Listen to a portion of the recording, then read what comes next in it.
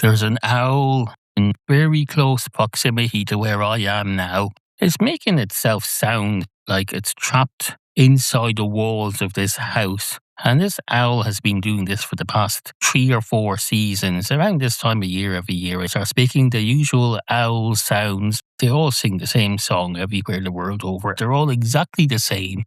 Complete uniformity in the owl civilization. Sounds like it's coming from inside my bones. I think it might be from a tree that's growing somewhat from another garden that grows in over ours and almost reaches our roof. I don't think it's got into the attic, but it's very close. Maybe it's throwing its voice. Can owls throw their voice? Maybe they can.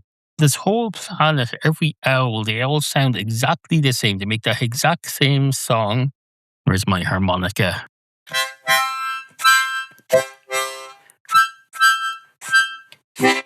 Something like that. Why would all owls the whole world over all be saying the same thing to each other? That's ridiculous. I come up to you and say hello, and you say hello back, and then I just go hello, and you go hello, and I go hello, and then another person comes along and says hello, and then the people next door are saying hello, and then there's some other people in the garden 2 doors down, and they're saying hello to each other over and over and over again. What does that achieve? Nothing. It's supposed to be a mating call or something. They go, hello, I'm here. And then the other one goes, hello, I'm here. But then the other one goes, hello, I'm here too. But then someone goes, okay, I'll have whichever was the second one who said hello, I'll have that. But I can't tell because you both sound exactly the same. You have no idea which one. There was a show called Blind Date on the television, and they'd have these women, and the man would be sitting behind the screen or something, and it's like that, except everyone gives exactly the same answers and has exactly the same voice, going.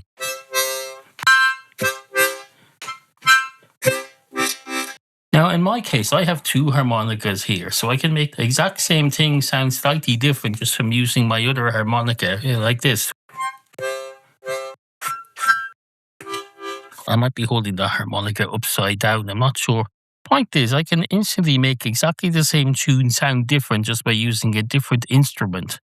So you would imagine that a different owl with a different set of vocal cords, insofar as an owl has vocal cords, where we use it to make that sound, surely everyone would be slightly different. Or is that just snowflakes that are all slightly different? I don't know. Like they've been copied, like a virus. Maybe it is a virus. I'm nothing against owls. They are one of the more interesting birds. If you have to have birds making stupid noises in your neighbourhood, I think owls are one of the more tolerable of them. They don't just make squawking sounds. They make an actual tune. And they sound somewhat intelligent, even though they're clearly not. They hang around this neighbourhood. This neighbourhood is a reasonably mature housing estate on a steep hill, but they come back here every year like it's somewhere special. It's like these people who go to the holidays to the same resort every year, year after year after year for 40 years. They go fly south for the winter and then they fly north for the summer and they come back to, I suppose we do that too. Even if you go on a different holiday every year, you always come back to the same home. You don't change homes every time you come back from holiday, so I suppose there's that. But this isn't their home, this is my home. Because owls are technically all homeless. If you live on the streets or you live in a tree or somewhere and not in a house, you just live in the surroundings of our neighbourhood, you are homeless. I know there are cities somewhere in America where they make all their homeless people go to one particular area of the city. You're supposed to stay there and get out of everyone's way and just stay in that part of the city. You can sleep under a bridge in that part of the city but nowhere else. Is there a rule like that in the owl community? Perhaps there is. Well, that's stupid, if there is. I object to that. Not that it's any of my business. It's not my business to poke my nose into democracy's affairs. Do they have male owls and female owls? I don't know. Do you know? You probably don't. Well, I don't either. I always imagine them all to be males. There's no easy way of knowing. In case you're wondering what all the noise is, I just knocked over my phone stand, which is also my harmonica stand. I have 2 harmonicas in a little pocket glued to the back of my phone stand. They fell onto the table somewhere. Then I bashed my sun visor against the pop screen, and then I bashed my mug into something and spilled a bit of coffee. Let's all go today. Everything's nearly back in order. I think we can get on with the program. Everything's in order now. We can end this segment with everything back reset, like a fresh hotel room. Everything's reset back to where it was. And I can start saying stuff now. So that's what I'll do in the next segment. I'll start saying stuff. Into your head! Into your head! Into your head! Into your head! Into your head! If you ever have an opportunity to experience life as an owl, perhaps you're reincarnated as an owl, or perhaps you're remembering a previous incarnation that you had as an owl, or else you're playing some owl simulation game. People are big into flight simulation games nowadays. In fact, people have drones now that they can fly around with remote controls and take aerial photography. There's hobbyist drone operators. So I wonder, do they look down on people who still use Microsoft Flight Simulator as a hobby? They think, oh, you're not flying a real plane, I'm flying a real plane. I would rather have a drone simulator, the simulated version of one of those toy drones that people have, and do that in the privacy of my sitting room in front of a computer or on a smartphone, and not actually bother anyone with it at all.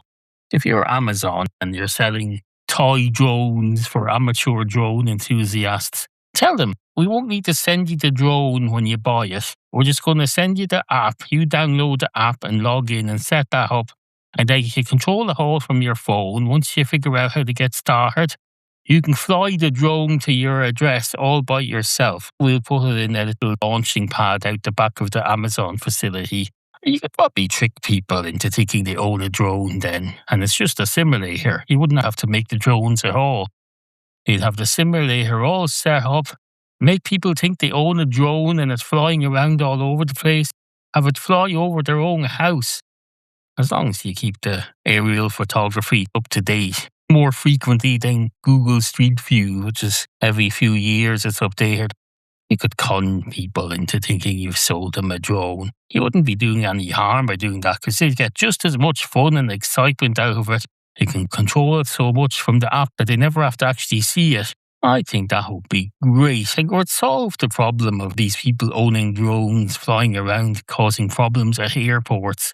Just make them think they're causing problems at airports. And just to take the piss, before you sell them one of these drones, make them do a 10-hour course on a simulated drone.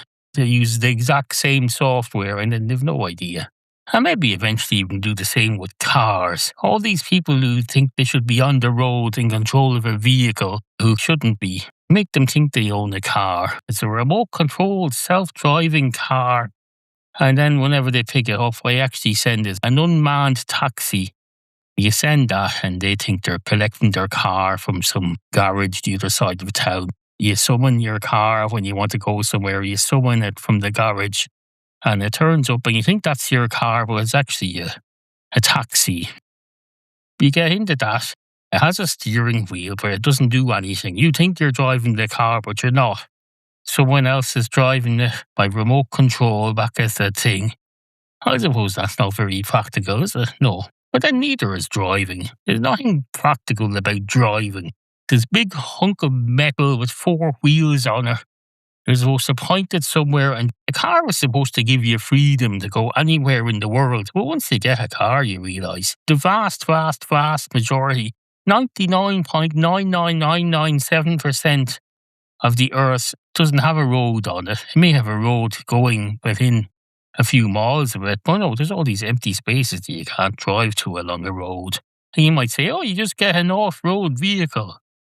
Why not just get a not vehicle at all? That's even better than an off-road vehicle. I don't mean I'm anti-car. No. What am I saying then? I don't know. What are you saying? You're saying nothing. You're just sitting there with your ears monitoring this. You're listening through your ears, and I'm saying this through my mouth. Now, I know what you're thinking there. You're thinking, wait a minute. What's a drone? Is that not one of those things that they bomb people with?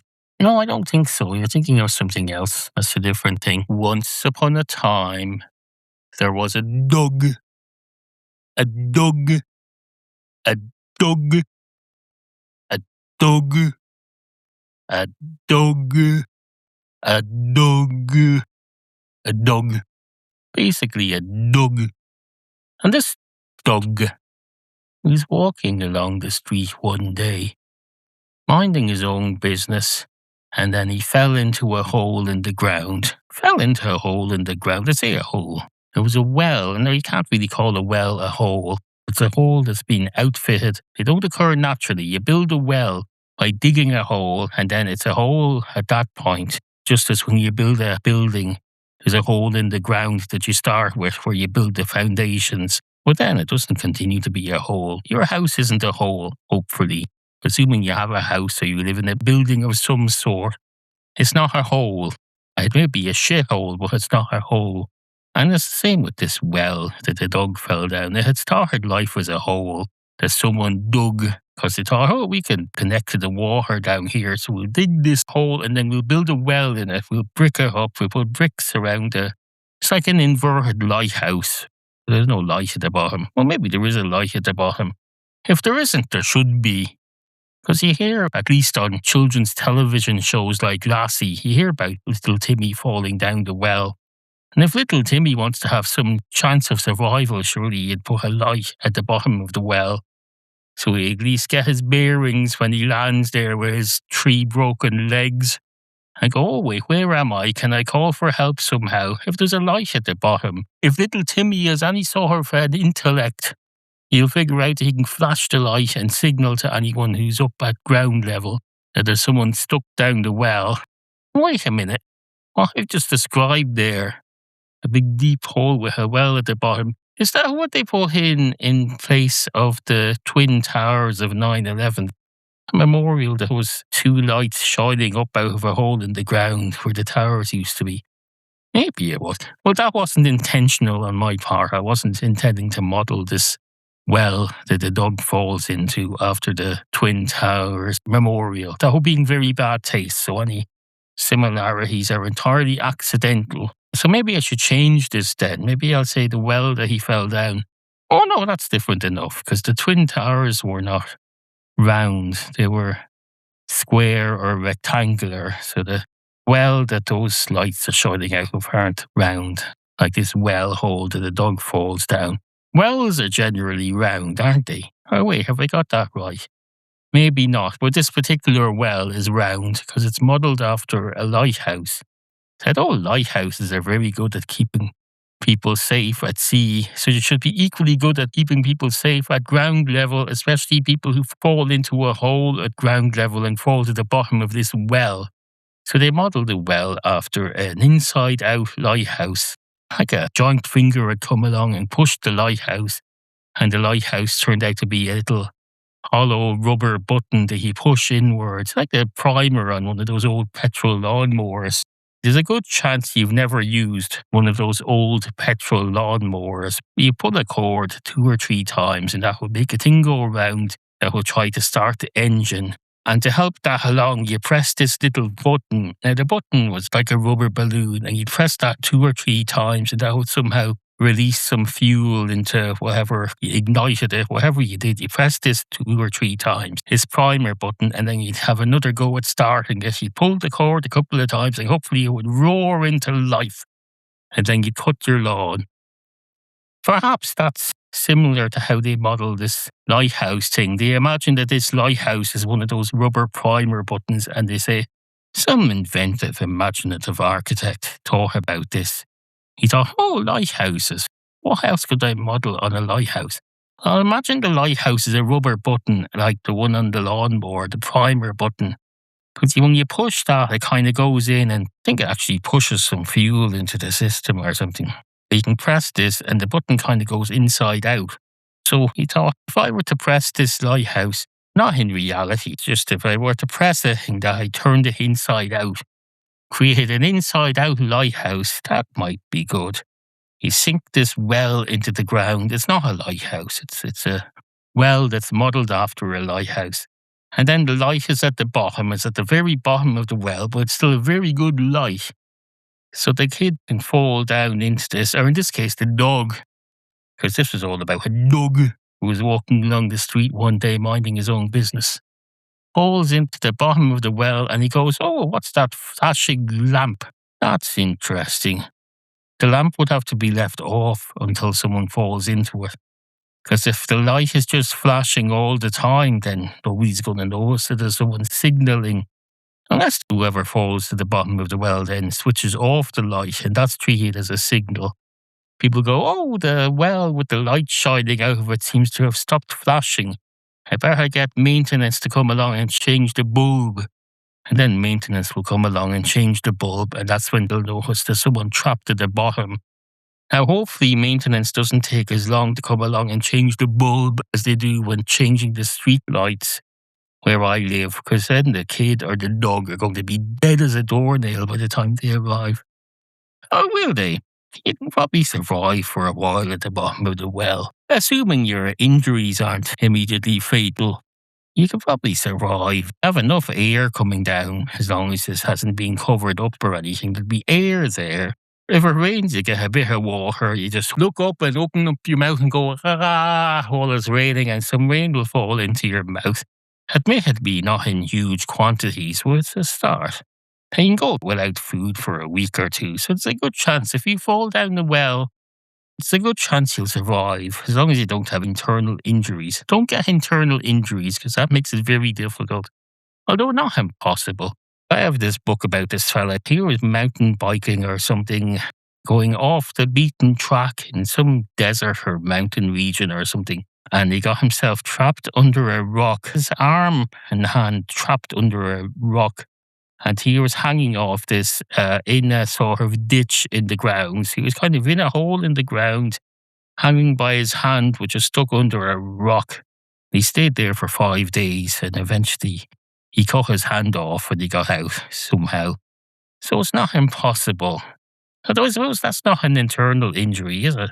Well, when he cut his arm off, that's even more of an external injury when you separate yourself from the hand. The important thing is he survived. And there was no lights there at all. He had his phone, maybe, which wasn't much use to him. He had a sandwich with him, which he ate over a couple of days. And he had some water that eventually ran out. And then there was one day, 3 or 4 days in, when it rained and poured and lashed rain and poured. There's only so much you can do with rain, unless you can gather it, or else it goes on for long enough that you can lie down for 12 hours with your mouth wide open and let as much rain fall into it over the course of 8 or 9 hours as possible. That doesn't sound very comfortable, though. But this fellow wasn't very comfortable anyway. He was hanging by his hand, trapped under a rock, hanging into a ditch. So, well, what are you going to do? Well, in his case, he was going to chop his hand off and then get out and then come across this family. When he got back on the established route, he found some family and he said, "Hello, I've chopped my hand off. Would you mind bringing me to the hospital? And just in case I go unconscious any second now, here's what information you need." Anyway, this bug, he was walking along the street and he fell down this well. Never got out. It was very sad. He never got out. Maybe he didn't want to get out. Maybe he just thought, "Oh, this is great. I'm at the bottom of a hole. It's like a whole new world down here. I think I'll just sit here doing stupid dog stuff like panting and chasing my tail, perhaps." He probably spent the rest of his life chasing his tail. Ran around chasing his tail at the bottom of this well until he ran out of energy. He probably got so hungry eventually that he caught his tail and ate it. And then he ate the rest of himself, like one of those snakes that eat themselves. There used to be snakes when I was a child. Maybe it was just my imagination. Snakes that eat themselves. And you'd wonder, how would that work exactly? The snake eats its tail, and then you imagine the tail disappearing into the snake's mouth, and then you imagine the rest of the snake disappearing into the snake's mouth. And then what happens? Well, we don't know. At some point, you just have a snake-shaped ring, and it's probably not very alive at this stage. No. Is the snake still alive once it's nearly eaten itself? I don't know. Is there any reason it wouldn't be? Depends on whether it chews and digests itself. Some of these snakes, they can ingest whole animals without chewing or biting them at all. But eventually its digestive juices are going to start working on itself. And that's going to be a problem. Because you don't want to be digesting your own body. That's not good. Unless you're on a desert island, perhaps, and you figured out 3 months from now there's going to be a rescue boat coming, definitely. You know this for a fact.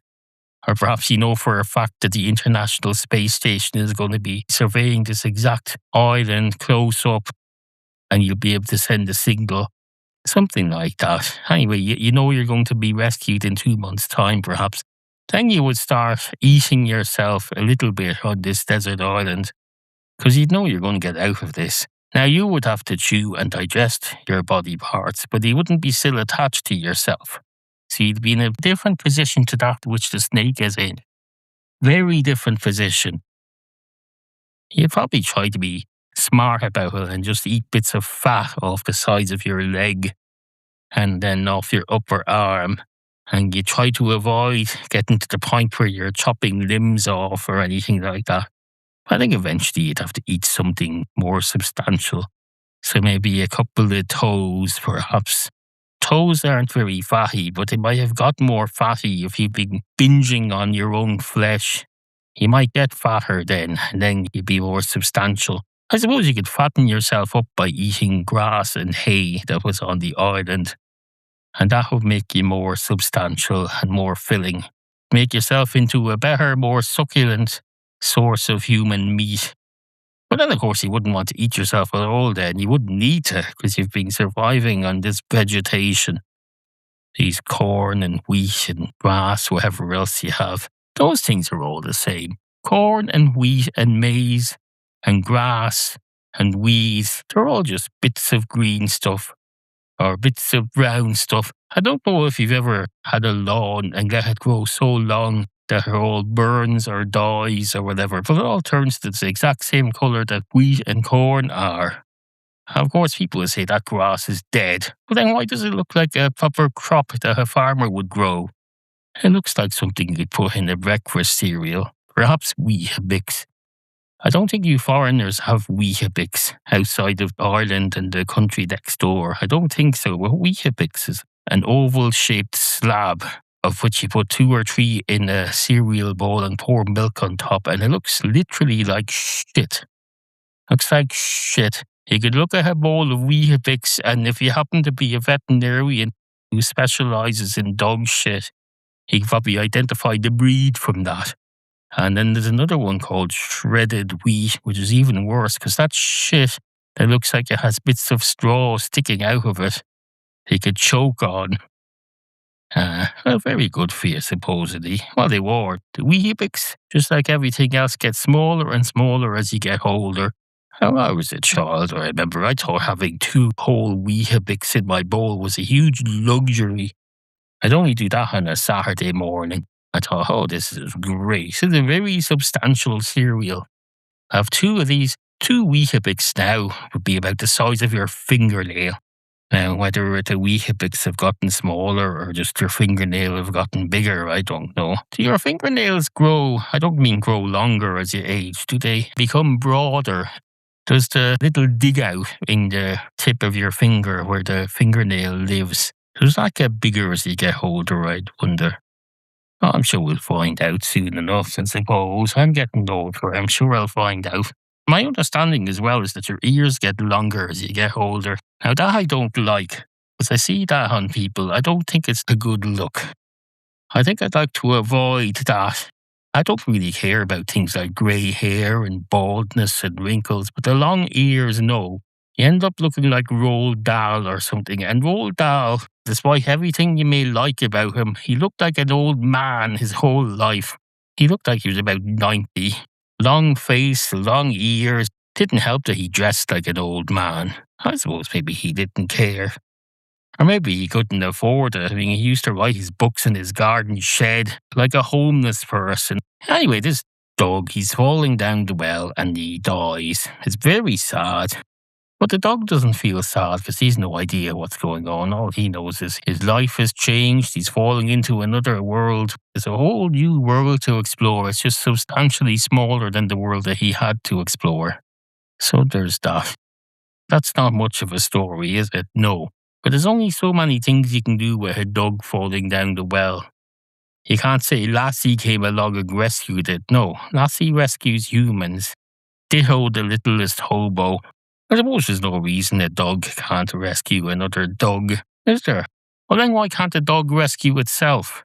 People climb out of holes sometimes with only 2 legs. His dog has 4 legs. How many of them could he have broken? I suppose all 4 is possible. Well, it's not like a horse where as soon as you break all your legs, you're immediately shot. No. For one thing, there's no one down there to shoot him. I never explained why there's a well in the middle of the street. Well, it's to get water from. People need water to live and survive, so they have this well in the middle of the street. A street is a perfectly reasonable place to put it because a street is a route along which people travel to get to things, and the well is a thing that people need to get to, so they put it on the street. Nothing wrong with that. Perfectly reasonable. Perfectly reasonable, so don't be giving me any shit about that. Are you going into your head? If you're listening to this from the bottom of a well, perhaps you're a well maintenance person. Your job is to keep the well in working order. Make sure it's well, I suppose. Maybe you also do lighthouses, because as I explained earlier, wells and lighthouses are pretty much the same thing. One is an inside-out version of the other, especially if you put a light at the bottom of the well, which you should. I argue elsewhere that you should put a light at the bottom of the well for safety reasons and for signalling reasons for people who get stuck at the bottom. Same as on the lighthouse. Is it possible to have a place where the soil is kind of semi-transparent so you could shine a light through it and anyone who might be stuck in a nearby other well or in a nearby hole in the ground, or if you're boring a tunnel, like the Channel Tunnel, they were digging this tunnel from each end, one from England and one from France. And we're both watching each other for several years, the plan being to meet up in the middle. So if they had started by sinking a well into the bottom of the sea halfway across the English Channel and put a light at the bottom of that light could have revolved like a lighthouse and lit up the surrounding bedrock under the seabed, and that could act as a beacon for the people digging the hole so they can make sure they're going the right direction. I suppose maybe they had technology that made it easier to find each other. I think it's quite miraculous. They started at the English end digging a tunnel, and then the French started at the French end digging a tunnel. There was a big televised moment where they break through the last bit of rock and then they meet up. Men in suits come along and they have a big ceremony. They managed to find each other. I think that's miraculous. Now, I know they probably had technology. This was in the 1990s, I think. The technology wasn't as far advanced as it is now. Do compasses work underground, perhaps? I don't know.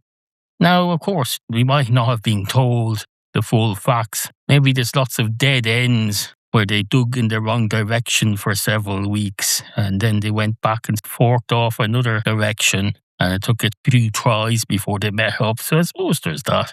I was trying to lace up my old shoes the other day, my gardening shoes. There was a few notches missing, so you have to improvise.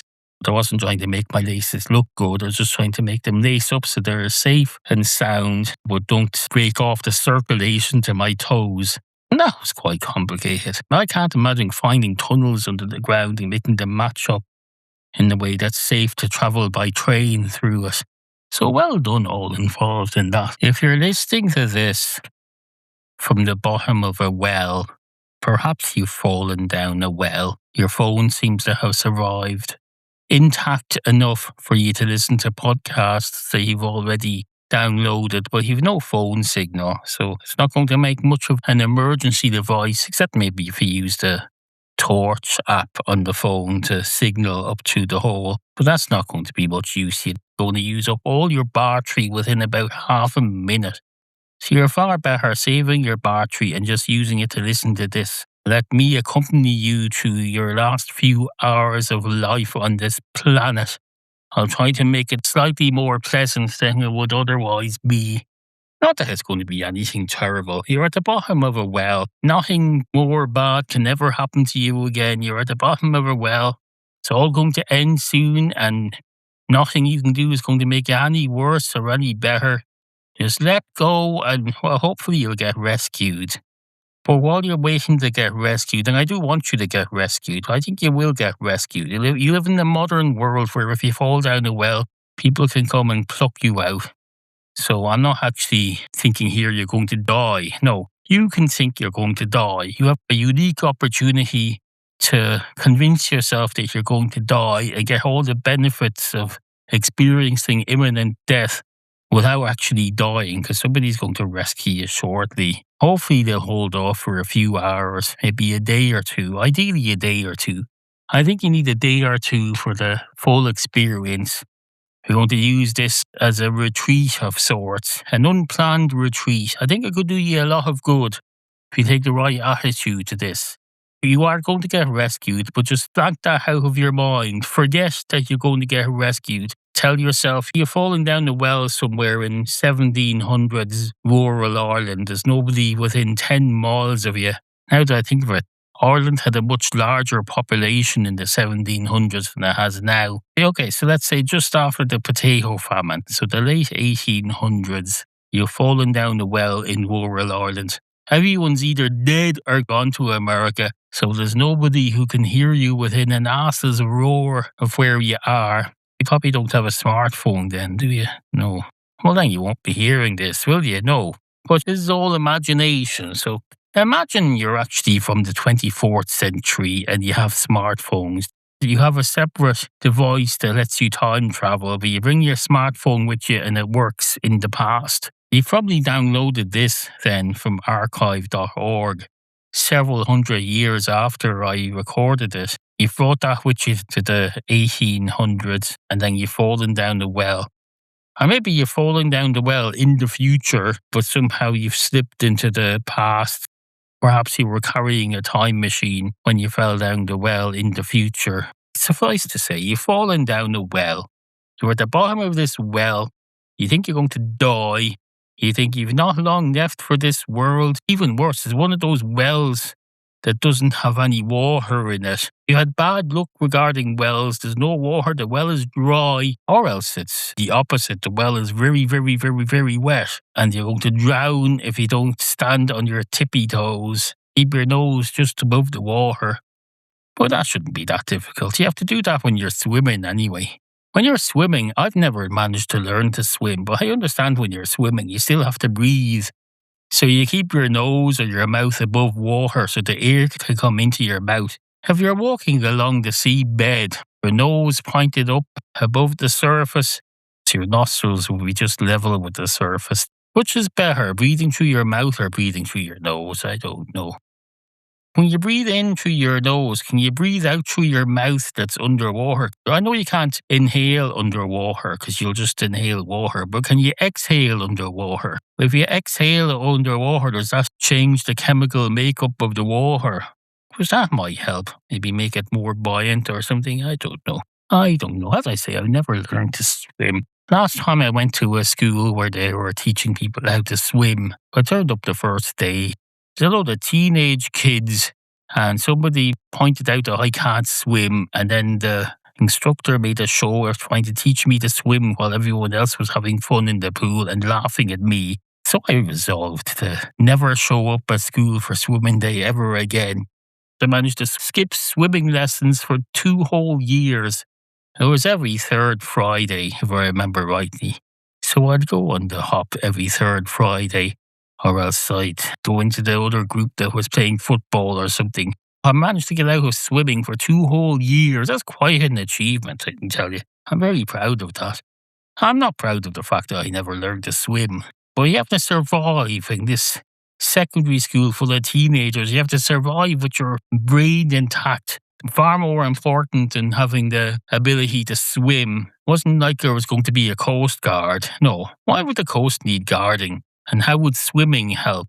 Wait a minute, the lifeguard and the Coast Guard, those are two different things, aren't they? I think so. Oh yes, that's right. The Coast Guard guards against drugs coming in private boats and invasions and all that sort of thing. And the lifeguard is there to stop the inhabitants of the country of which there are the lifeguards from drowning. If I was to go down to the beach now and try to leave the country by walking into the sea, a lifeguard will come out and say, "Oh, don't keep going. The water just gets deeper and deeper. You're not going to be able to walk across that unless you're able to swim." And I'd have to admit that, no, I'm not able to swim. Swimming is very complicated.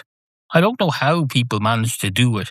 You get into a body of water, let's say the body of water is 10 feet deep. And as you get into the body of water, maybe you get into the shallow end and then you walk towards the deep end. And if you follow the ground, which is normal in the real world in which we live, you follow the floor or the ground or the surface that we're walking on. We use whatever is at our feet, we use that as the surface, and we think of that as the surface that we're walking along.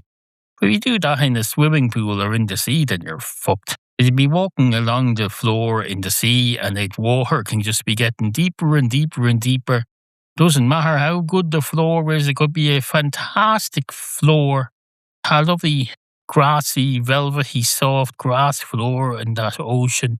Doesn't matter if it's nowhere to breathe. No. And I see these snorkels as well. I used to see these kids that swim with snorkels. It's like one of those rubber face masks that you wear when you're going around trick-or-treating at Halloween. Somehow that's supposed to bring air reliably enough to keep you alive. You let your children go out in a snorkel thing that you get in some discount store for €1.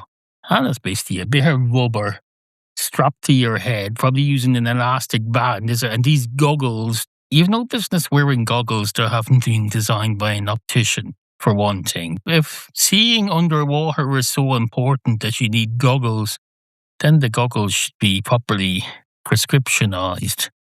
Shouldn't just come out of some shop. And then you have on these snorkels, I think you have a pipe coming up out of the side of your head, and that's supposed to deliver air to you somehow, so you don't die. And you're happy to rely on that when you're swimming. I don't know. I know they're not. They're probably not doing proper diving using a snorkel. They're kind of just swimming and letting their face dip underwater occasionally. And I think, oh, I can dip my face underwater and it doesn't matter that there's no air because I have a snorkel. It sucks in air. It's as good as having an oxygen tank on my back, except it's more natural because I like to swim au naturel and I like to breathe au naturel. That's probably what you tell yourself. You like to breathe au naturel through a snorkel. Anyway, suffice to say, swimming is great. That wasn't the first time someone tried to teach me to swim. A few years before that, I was in the pool and people were trying to teach me to swim because it was a swimming lesson and it didn't really work out. First, they'd say, oh, come up to the edge of the pool and then hold on to the rail and sort of kick your feet back until they float. And then they go, oh, that's not working. I'll put my hands out and you hold on to the palms of my hands and then just swim. I go, how the fuck? So I find myself doing lengths of this pool with 1 foot on the floor of the pool. That's not really swimming. That's hopping along the floor of the pool. If I ever got to the point where we're so deep that you couldn't reach the floor of the pool, that's when we'd find out whether I could swim. But that never happened because for some reason I couldn't get both feet up off the floor and actually float. Maybe I'm just not buoyant. I wasn't particularly overweight in that era. So why I wasn't able to float, I don't know. Maybe it was my choice of swimming things. I had armbands, inflatable armbands. They're supposed to help surely. They're just things with air. They're like the parachutes of the swimming pool world. Well, they were useless. I hope parachutes are more reliable than that. There's been a documentary series over the last few weeks about this free rock climber who's a bit of a nutcase. He climbed up all these rocks unaided, just a parachute, no ropes. And he started doing that thing where you jump off a mountain and you fly because you have a wingsuit. Spoiler alert, he ended up dead. But people don't use flying suits as much as they use parachutes. Parachutes are in quite common usage among quite ordinary people who go parachuting or who use parachutes as an emergency backup. I hope they're more reliable than armbands. Now, I'm not saying armbands deflate or get punctured or anything. No, it's just they stay inflated, but they don't do anything. I wore armbands and I still couldn't swim. If they didn't keep me buoyant, I don't mean my arms started to sink under the water. No, I just couldn't be buoyant. Maybe they just keep your arms buoyant and the rest of you under the water. I don't know.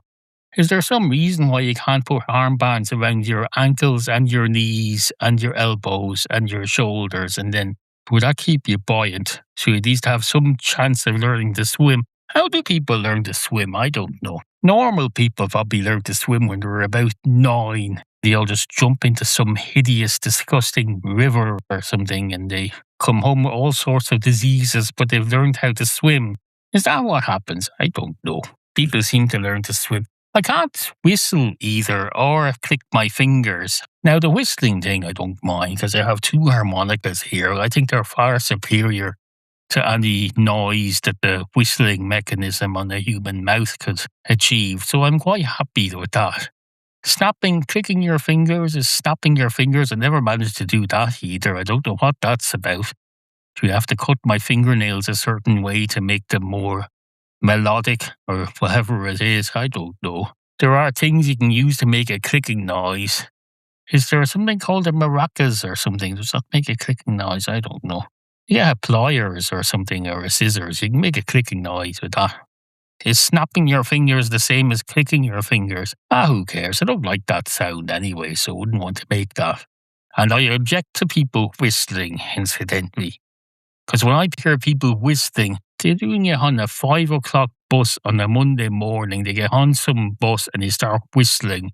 You're supposed to think, oh, it's not fella, isn't he very high-spirited and very cheerful? Isn't it great? He's bringing fun and merriment and happiness to the whole world around him. No, I want him to die. Don't go around whistling in public, especially on some commute where people are going off to their miserable jobs. Maybe you have a miserable job too, but there's something wrong with your brain, so you're incapable of not enjoying the commute. Well, just because you have that problem doesn't mean you have to spread it to everyone else. Leave us alone. We don't want to hear you whistling. Don't start whistling. Shut your mouth, put on your earphones at a moderate volume, listen to some music, don't hum it, just listen inside your head and leave everyone alone. Whistling should be seen and not heard. You can whistle silently if you want. Whistle without making a sound. Mime whistling with your mouth, but don't make any sound. That's fine. Just leave everyone alone. Don't bother people with your whistling. We don't want to know about your whistling. That's a private thing. Do that in the privacy of your bedroom or something. Whistling is disgusting. You're probably blowing germs everywhere as well when you're doing that. Because you're forming your mouth into a funnel or something, aren't you? And you're blowing stuff. No, don't do that. That's disgusting. Absolutely disgusting. Shun these people who go around whistling. Say no to whistling. Say, hey, you whistling person, shut your fucking face. Shut your mouth. Get off the bus or shut your mouth. Put something over your mouth. I don't mean a mask. No, put some duct tape over your mouth. If you can't stop yourself whistling, do us the courtesy of putting some duct tape over your mouth and all the way around your head to stop yourself from whistling on impulse. It's a polite thing to do. Same reason you cover your mouth when you're coughing. Cover your mouth when you're in a good mood and are likely to start whistling. And if you're into clicking your fingers, well then, I don't know what to do. Find something to do with your fingers. Bring some knitting with you to do on the bus or something. Do people still knit? I don't know. I was taught to knit when I was between 6.5 and 8.5. We knitted a bit. I learned how to knit a wristband and a sweatband. Knit a sweatband and put it around your head. You look like John Bon Jovi, except someone knitted him one of his sweatbands. Wait, does John Bon Jovi wear sweatbands? I can't remember. I'm one of those long-haired bands of the 80s who go around smiling and singing rock songs and trying to I don't know what they were trying to do. I was probably just trying to perform music, I suppose. Oh no, wearing a sweatband made out of wool. Is that hygienic? It probably isn't. Because that's come from a sheep. Are sheep got hygienic? I don't think so. You're wearing a sweatband that's being knitted from wool that came from a sheep. Disgusting, filthy sheep. In fact, people wear clothes that come from sheep. That's disgusting because it's so insanitary. You don't know where that sheep has been. It's probably been rolling around in its own shit, or in some shit from the pigs next door. People like to tell you pigs are the cleanest, most hygienic animals you can get. They're very, very, very, very clean. They'll say they're very, very, very, very, very, very clean. But then they'll also tell you, as happy as a pig in horse shit. Oh wait, do they say horse shit? No, I think they just say shit. And it's not usually horse shit, is it? I don't know. Probably not.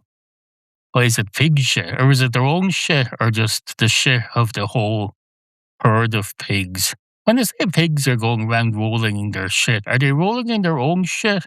Or are they rolling in the communal shit of the whole pig community that's in the same pig pen? Or is it just their immediate family shit? I don't know. That's important. Because even people in houses, if you can, you like to have individual bathrooms. People have an ensuite bathroom that's just for them. You don't like to share that stuff. So if you're a pig and you're rolling around in shit, I hope it's just your own shit. Because otherwise it's going to get even more gross. That's no way to live. People love to tell us these pigs, they're 0.0000001 of a gene away from being humans. They're nearly exactly the same. If you put glasses on a pig, you couldn't be able to tell the difference between it and you. I don't know. Well, that's pigs for you. Into your head. I think we're approaching the end of today's episode of Into Your Head podcast. Goodbye. Now, don't turn off just yet. Don't skip on to the next thing in your playlist. We're not done here. I'm still talking, as you can see or hear. I hope you can hear, because otherwise how are you ingesting this content? Suppose it's possible you're reading the transcript, which is available on many podcast apps nowadays. You can get transcripts and read this shit. I'm all for that sort of thing, incidentally, all the extra accessibility features. But if you're enjoying this via transcript, I wonder how. Because surely you need to have the tone. Maybe it's more enjoyable that way. Maybe you think this is a serious documentary program when you experience it solely through the transcript. You certainly don't know that I'm here talking shit in a ridiculous accent, in a ridiculous voice, with disgusting noises coming out of my mouth if I don't manage to filter it properly, which I think I do mostly nowadays. I filter this shit out before I even listen to it myself. Before the editing process, this goes through a thing to filter it, like something you'd have over your window if you're in a hot country that keeps all the flies and moths and shit out. You have this screen window. You have these screen doors. I know you have them in America. I've seen them. Did you go up to the outside door of a house in Boston, one of those big wooden houses? First thing you encounter is a screen door. Looks like something a beekeeper would have over their face. So you open that, and then there's another door outside of that. And then there's another door, that's the main door. And then there's a fourth door, as God knows what. So you open up these 4 doors just to get into a building. And then you go up some stairs, and then you get to whatever apartment you're going to. That'll have a door on it too. So you open that up and then you go in and then you think, oh Christ, I forgot to close the downstairs 4 doors after me. So you have to go back down and close the doors. And by the time you've done that, 800 insects have gotten into your building. Whole place is contaminated. You have to call in the same people we call over here to chase rats. You have to call them in for these insects that are apparently so terrifying that your whole house has to be covered in a net to keep them out. I don't know. What happens when you go outside? You can't stay in your building forever. Even you have all these doors, you have all these doors up. You probably have a 5th door that's for keeping out ultraviolet light. And then you have another door that's for keeping out light pollution. And then you have curtains and net curtains and blinds. So you have about 8 layers protecting every house over the windows and doors. But then you have the rest of the house. The walls are just made of wood. You have houses made of wood. Each window and each door is 8 layers of glass and fiberglass and thick doors and nets. But then the rest of the building is just a layer of wood. Wood, just wood. They do look nice, these wooden houses you have. They look very nice, some of these houses. They look very, very, very, very nice. But I imagine they'd fall down if you just touch one of the walls with a finger. And you have proper weather over there. You have hurricanes and stuff. What are you doing with wooden houses? We don't have wooden houses over here. Normal countries don't have wooden houses. Maybe you don't realise. I think you don't realise. Because then when you're talking about a house that's not wooden, you say, oh, it's a brownstone or something, like it's some special thing. No, it's normal that houses are not made of wood. They're made of concrete and stone and stuff like that. Wood is not the norm. It's not. What is wrong with you? That's like if someone who lived in an igloo in wherever they have igloos, they don't go around saying, oh, look, there's a house that's made of brick. Isn't that weird? No, because they know that's not normal. Do you understand the igloo is just a thing? Igloos probably don't even exist. They're just a thing that they have in storybooks for children. I remember as a child I used to see stuff about igloos. I used to look at them and it looked like there was a round thing and then there was kind of an entrance tunnel that looked about 3 inches wide. It looked very claustrophobic to me. I remember as a child thinking, I'm glad I don't live in one of them. That looks very claustrophobic. Now, I didn't think the word claustrophobic. I just thought, oh, that looks terrifying. I wouldn't want to have to squeeze up into that little entrance tunnel of the igloo and then little tiny round part in the middle. I wouldn't like that at all. That to me was as scary as the thing I described a few weeks ago about how I imagined ambulances were designed like bread vans where they slide you in on a big shelf and there's another person on another shelf 3 inches above you and 3 inches below you. No, that igloos to me looked terrifying as a child. Well, at least they're not real. They don't really live in igloos up in wherever they supposedly have igloos. No, they probably just build one in the back garden to entertain their kids for a night. Same way people in the rest of the world go, oh, it's the nice middle of a summer. The father brings the kids out into the back garden and they camp in a tent in the back garden for the night, just for the novelty. They don't actually live in them. Not much is known about the history of the igloo. There's almost zero archaeological remains to study regarding igloos. But if there was an igloo that was used as a home by a family 100 years ago, the only thing that would be remaining would be bits of bone and false teeth and crockery. There would be no remains of the actual house itself. It all melts. And I'm not particularly claustrophobic. But you look at one of them, round thing, a little narrow tunnel that you're supposed to squeeze in, and that's going to look weird. When someone comes and rings the doorbell or knocks, whatever they do, you come out through that tunnel. This tunnel is just enough to crawl through and your face pokes out through this tunnel at someone. They'll think, is that an earthworm or something? You look like that fella Earthworm Jim in that cartoon that used to be on when I was a kid. There was a cartoon called Earthworm Jim. And if I remember rightly, which I might not, it was a worm with a human face at the top. And that's what you look like answering the door. You don't look at your best when you're poking out of a tunnel like that, out of your house head first. No. It's like a periscope, except at least on a periscope on the submarine, you're not expected to crawl out and in through the periscope. No, it's just for looking through. There's mirrors and stuff, so you don't even have to put your head up into the periscope. No. So fuck igloos is all I'm saying. Anyway, I think we're approaching the end of the program. I think we're continuing to approach it.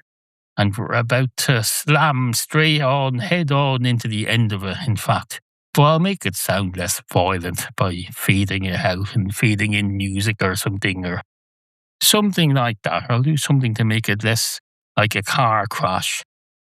Even though much of today's program has to me been a car crash, I'll be editing out a lot of the car crash, but you might hear a lot of it today that sounds more like a car crash than usual. For which I can only apologise. I can't compensate you You can't come out individually to your homes and go, here's a compensatory package for you.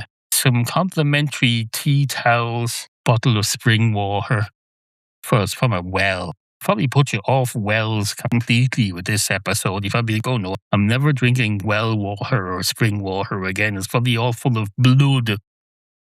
No. Pork as well. They've probably fucked up pork for you as well. Oh, that's no terrible thing, is it?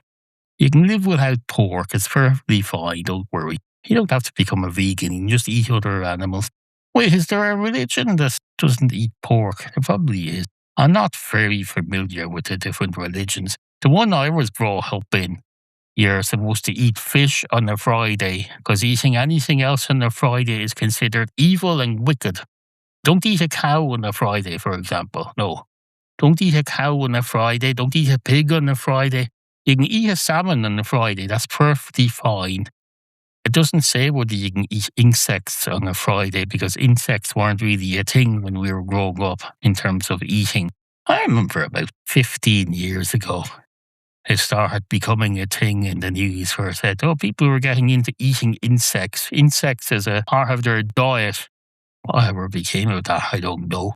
Maybe they're still doing it, but they're doing it quietly. It's like people who got into wearing costumes. What's that thing? Furries. It's like furries. People got into eating insects. They was treated just the way they treated furries. They mock and jeer them and make fun of them. So they decide, oh, we'll do this in private now. We're not going to tell anyone we eat insects. We'll just tell them we're feeding them to our snake or something. That's the other thing that weirded me out. When I first heard of it, probably in my 20s, I first heard of what snake owners have to do. When you have a snake as a pet, they buy frozen rodents and throw them out and then just watch the snake. Every few days they watch the snake just wrapping itself around this rodent and consuming it. That sounds gross. What the fuck kind of pet ownership is that? No, get a cat. Get a cat and just enjoy the cat. What is wrong with you? You have a snake as a pet. You're happy to handle dead rats and things and throw them out. No. Anyway, I think we're approaching the end of the program. So goodbye.